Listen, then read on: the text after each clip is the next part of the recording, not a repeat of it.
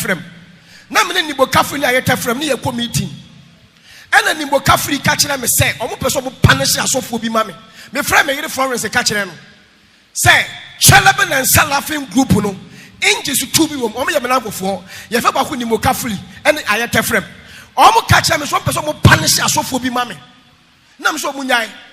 because almost what the teeny palo say so for big coming once him na ka che Nimokafri say wonyai ayeta frem dey ni bu fui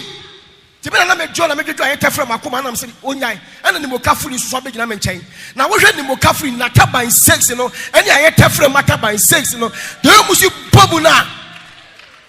o ma so for ba ko bi no mu mia ne kon ana me ka che Nimokafri na ayeta frem say be sere no munyai o munyai be so munyai fra because ni pegu na se adwuma na me ya no e na sofo ne kan no age wo bia obenya revelation and obetema ase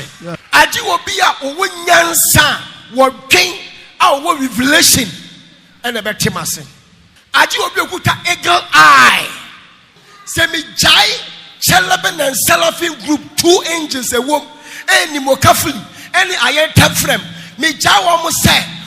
commenting kofobi wakana ha je beti wokrom ha nye because I know them and I know their powers meaning almost spirit because Nimokafri ni ayeta frem no omo master asisu maye adwuma o omo wo Nyankopon nche omo je Nyankopon nche 24/7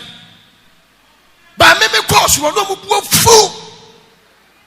because omo who say ye cassette ya omo nua angel ba ko ye den e wa asase so last week Over.